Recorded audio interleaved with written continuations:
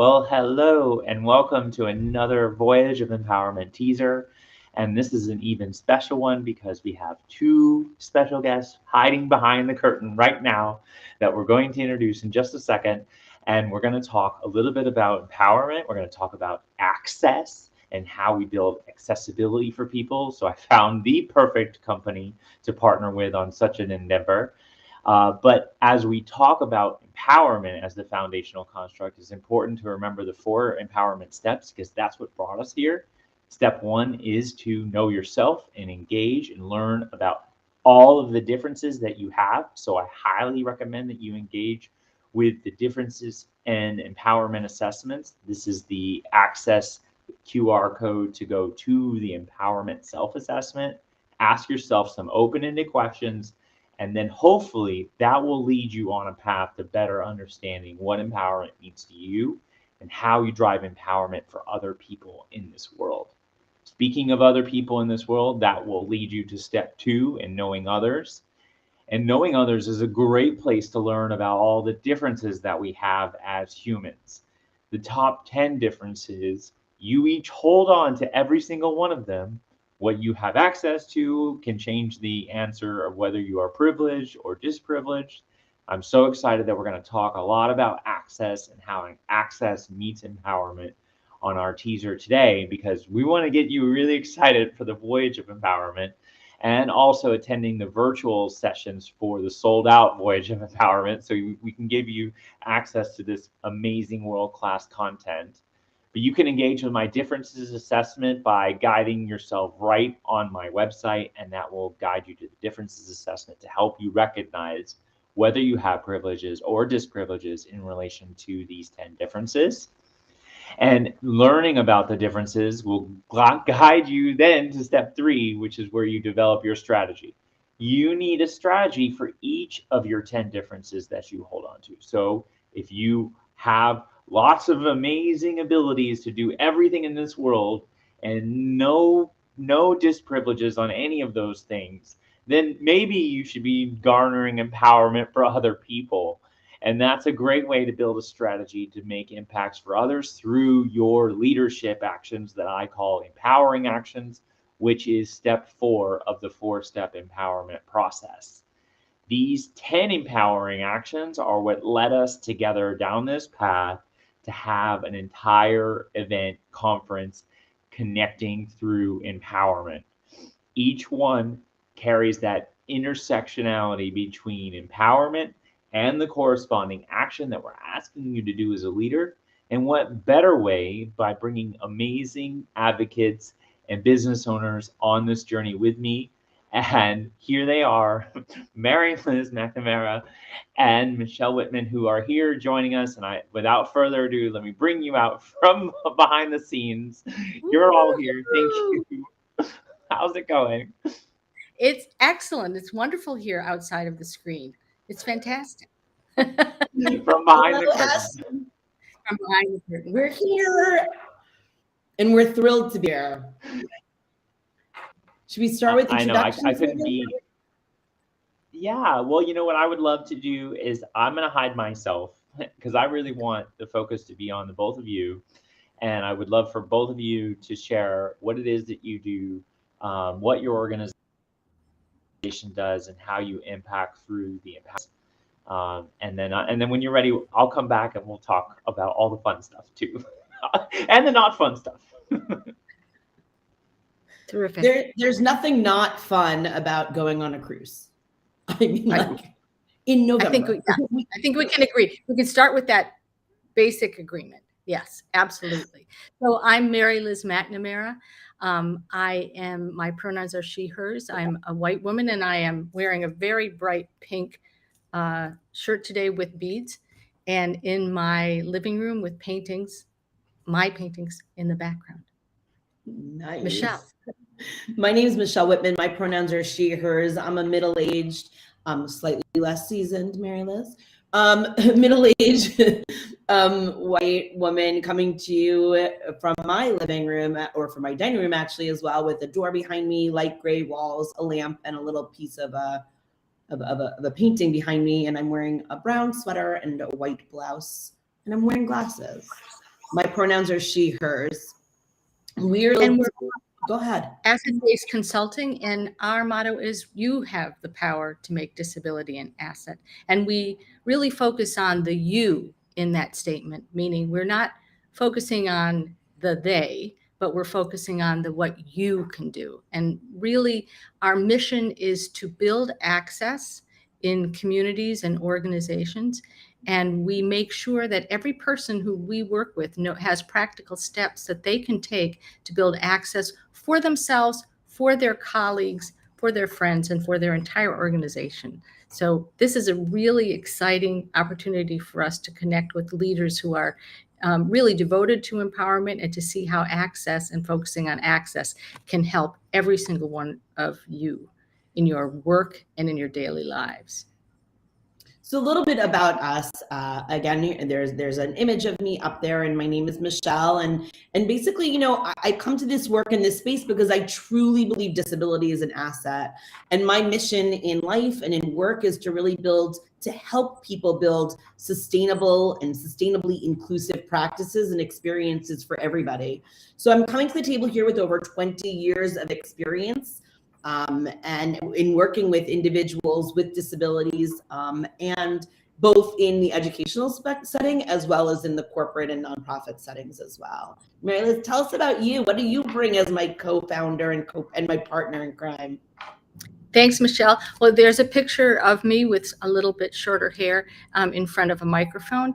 And I also have decades, and I think as I'm a little older than Michelle, I have a little more time, but also decades of experience working on disability inclusion in a number of areas. I've worked in employment, in education, but I really, really focus on practical steps that people can take to build inclusion in their organizations, whether it is a higher education or employment environments.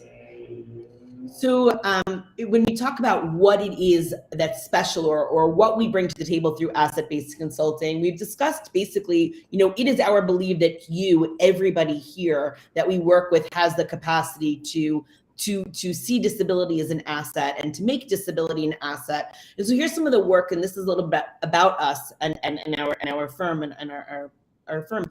We are a solutions-driven company, and our work is to empower companies and organizations of all sides to create accessible cultures. And we work across not the nonprofit, the education, the for-profit sectors. We're across sectors because people with disabilities are thriving and have the right to be thriving everywhere, both as employees and as colleagues, but also as consumers.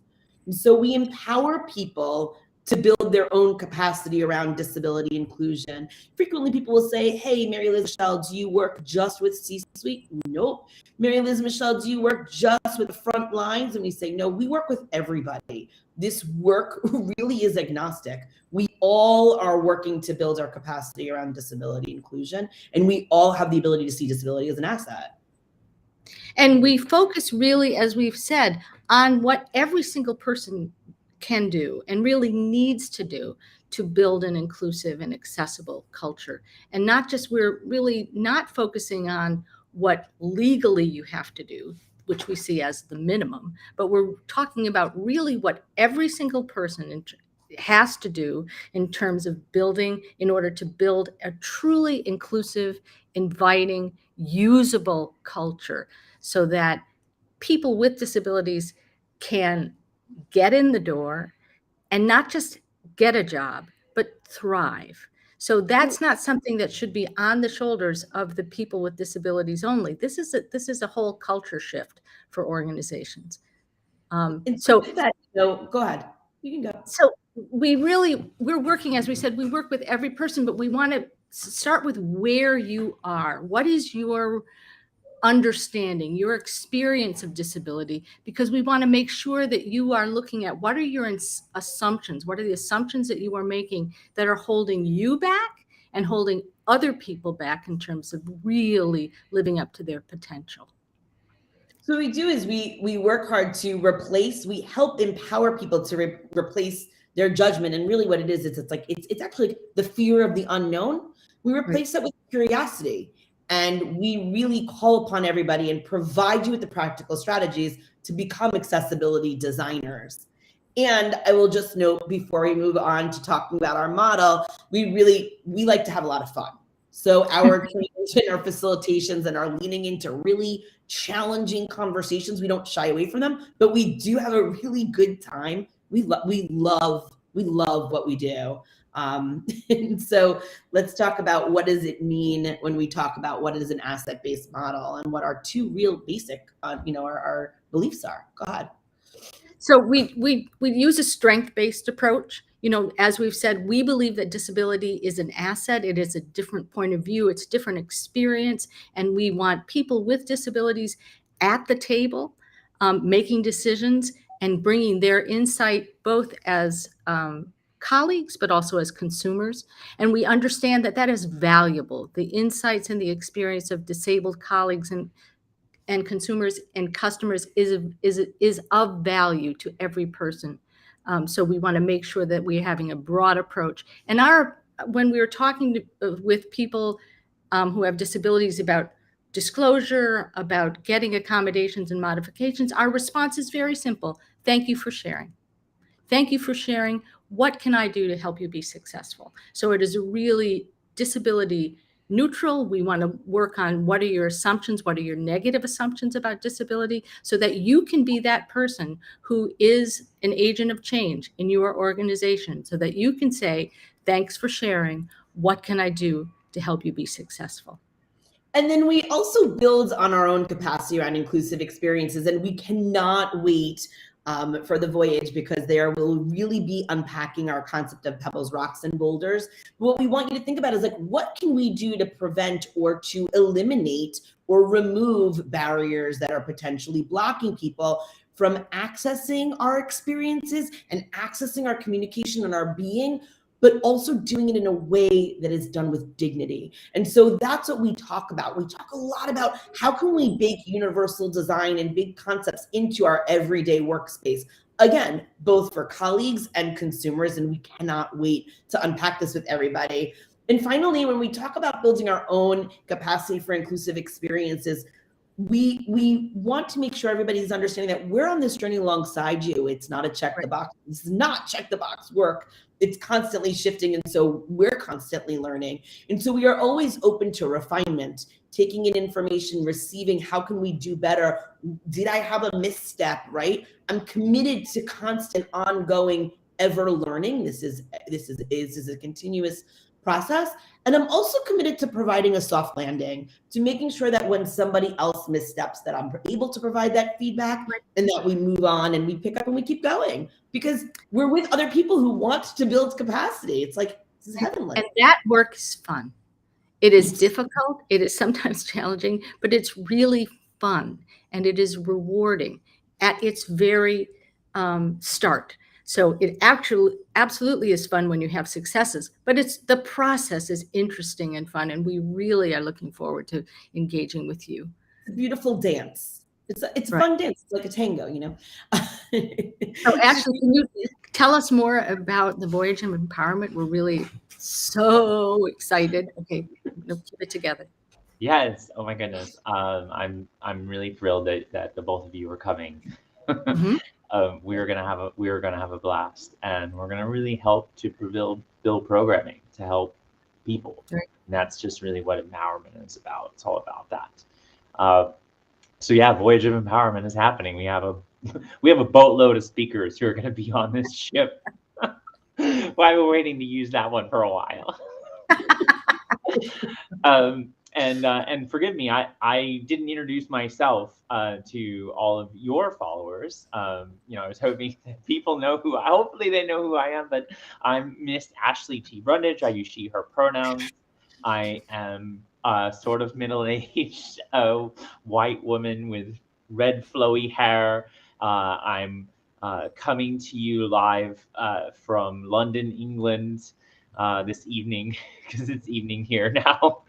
And I'm in a hotel room backdrop with a blue wall and I'm in a chair sitting, and I'm mostly able-bodied. I do have a hidden disability, and I typically live in Florida. There's a lot of things about me. I'm also an out, proud woman of transgender experience. So sometimes my voice might not necessarily sound like the gender identity for which I share and live and breathe and move and drive empowerment through, but it's all good. So I'm super glad to join you all, and obviously also help people understand how to join us on this voyage of empowerment.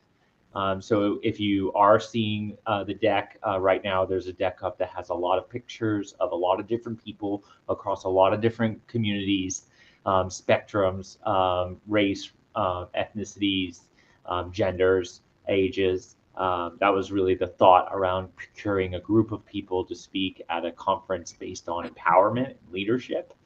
And then the next slide has a litany of words that all talk about the benefits of the voyage of empowerment, which is an all-inclusive conference. I'm going to kind of skip past that because the conference is sold out. So if somebody is trying to get a ticket or reserve a ticket to come on the voyage of empowerment, you would need to contact me via email to get put on the waiting list in case there are any cancellations, which is kind of a neat position to be in. I didn't think that we would get there, but we got there, which is really exciting.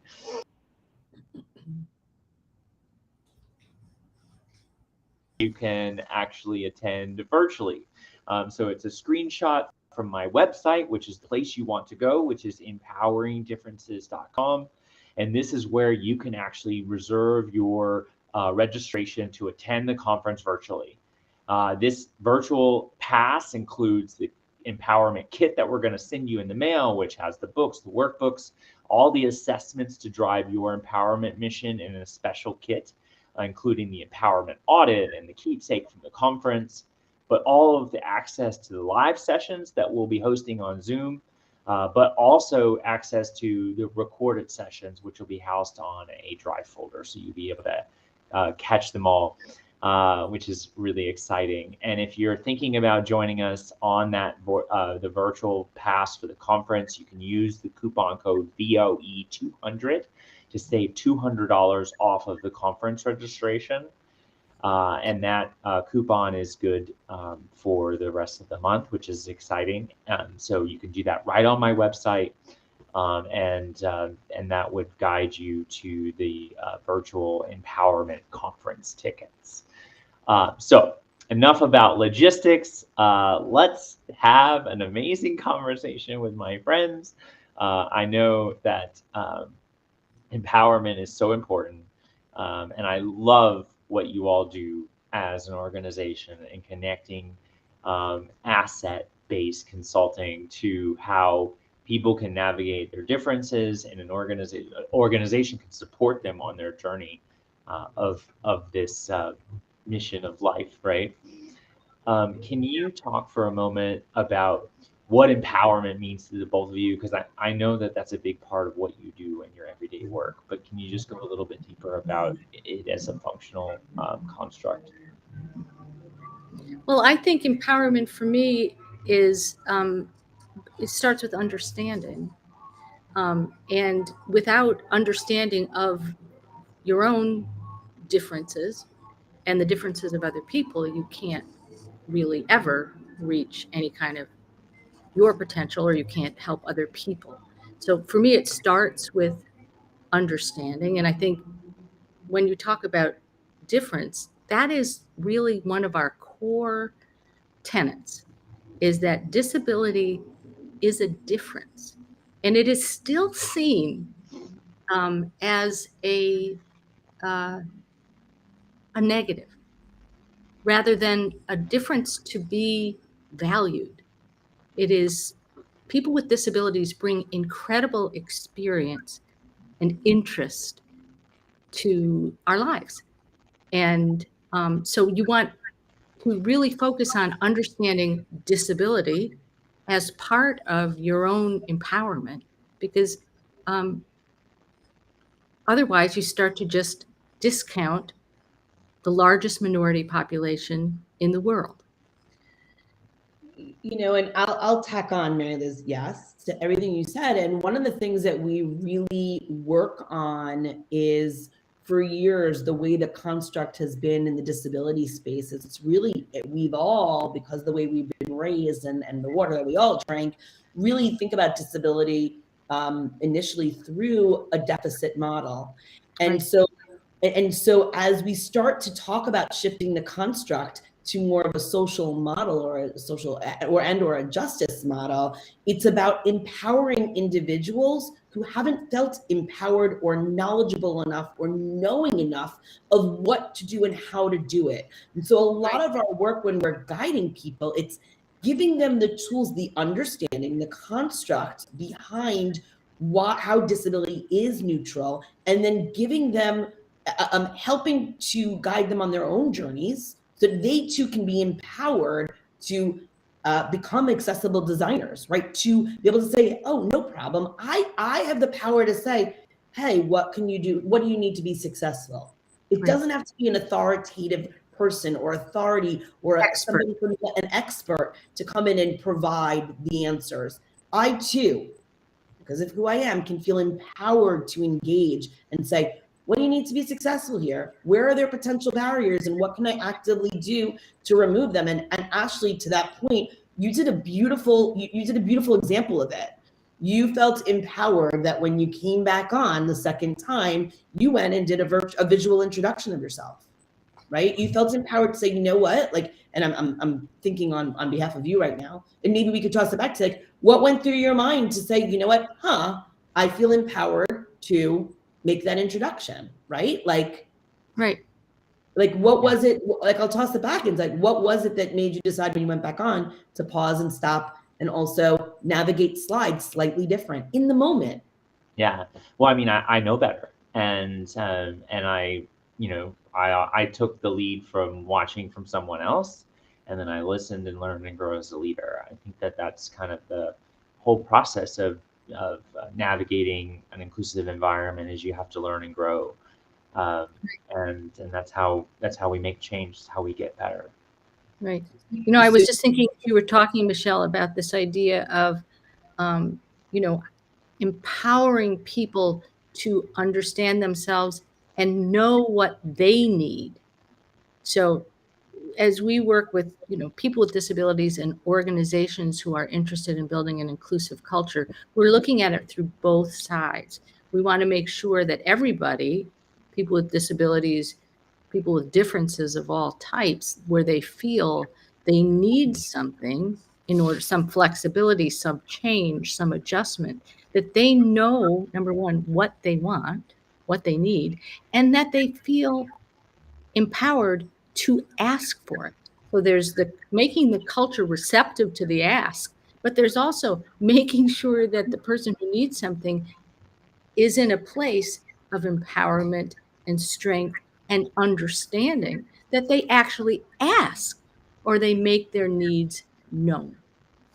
So, and to that point, it drives home to Ashley, like into the audience, is that's why, you know, people say, like, how'd you come up with asset-based consulting? Because we genuinely believe disability is an asset, right? It's like, it is an asset. And on one hand, we want individuals with disabilities to understand and truly understand that it is an asset. There is no shame behind it. It is a strength. We use a strength-based approach. And at the same time, we're empowering people within cultures, within corporate cultures, nonprofit cultures, educational cultures to say, yeah, you know what? Disability is an asset. What do I need to ensure that access is in place? And we really use that caveat of access with dignity, that dignity has to be there. And so, you know, we talk about access frequently. We talk about like the lowest rung, right? Like, we can say something's accessible, but if it's not done with dignity, then it's not going to be user friendly, and someone's not going to actively be a part of the culture. And so that's the work, and that is the fun work we get to do, because we get to watch shifts happen every day when we're out working with individuals or virtually.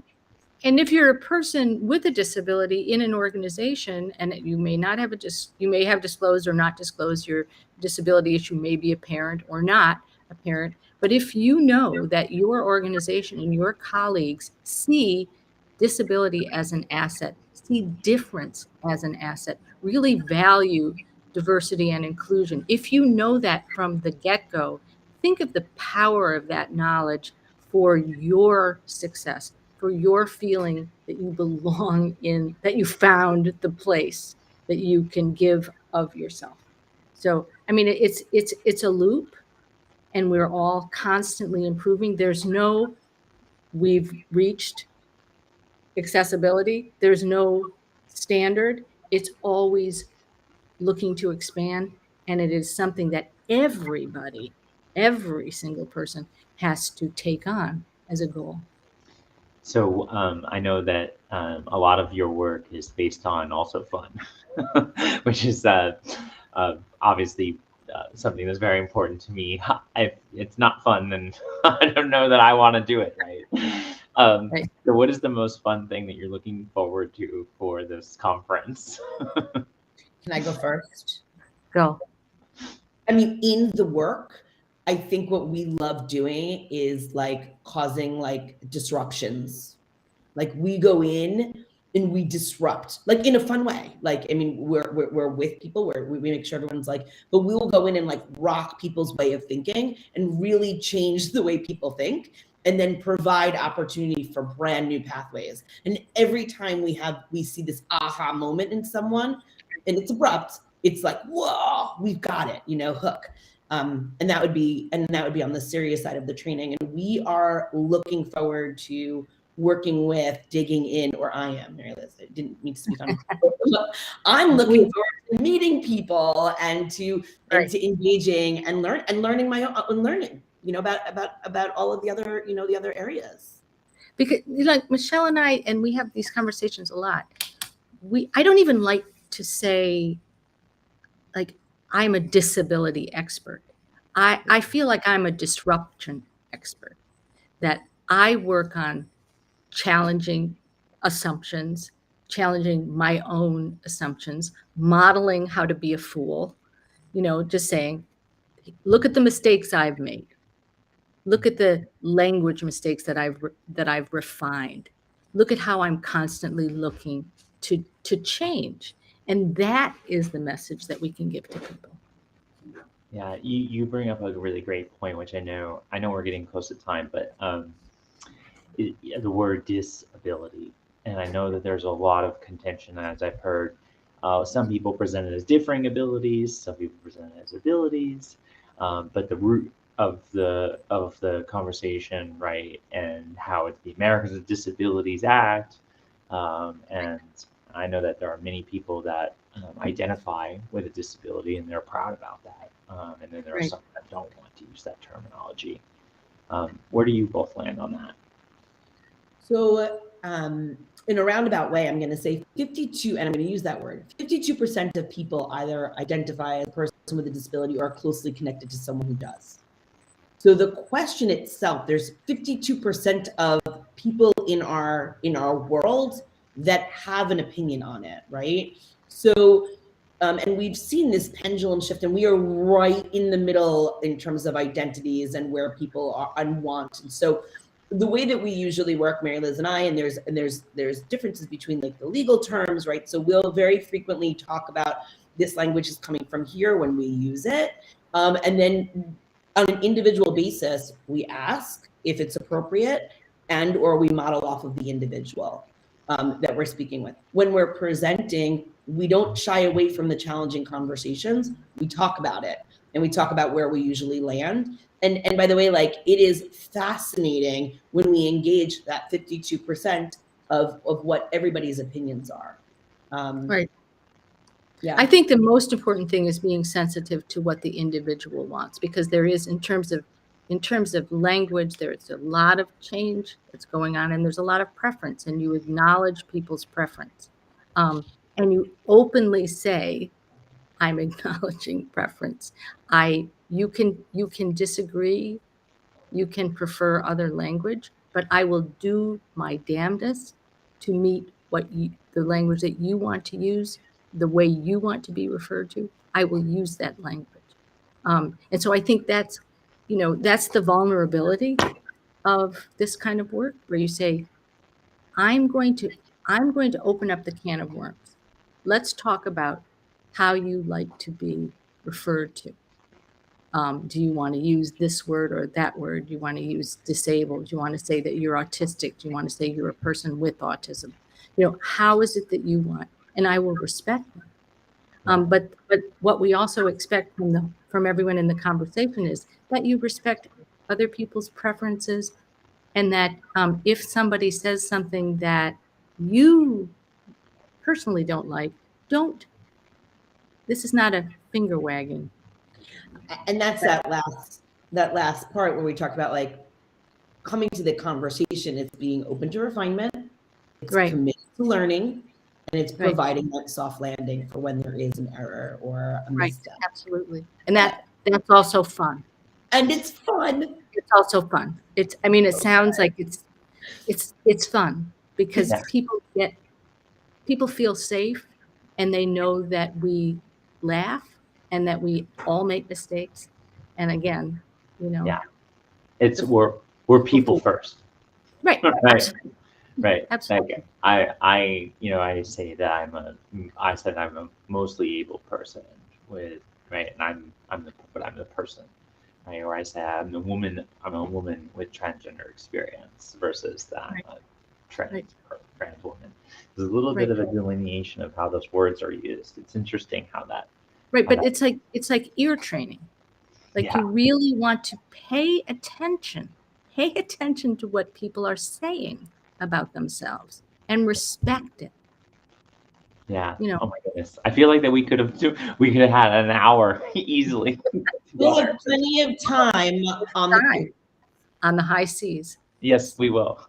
We'll be on the high seas together, and then also we'll have the opportunity for people to join us virtually, which I'm pretty excited about that. So if you need more information on that, or you want to do group togethers, obviously we can also accommodate groups for the virtual sessions, which would be really fun, because then we can have a breakout after the session too. We can do a lot of different stuff. So that'll be pretty exciting. Absolutely. Thank you both for the time Ashley. together. I know it's your lunchtime. It's me. I'm getting ready for dinner. So there's that. But I'm back to America at the end of this week. So I'm pretty excited about our time. It's going to be next month. It's here. Oh, fantastic. But no, thank you so much. I appreciate you both. I'm looking forward to partnering more in the future. Absolutely. Absolutely. Take care, all. Happy Friday.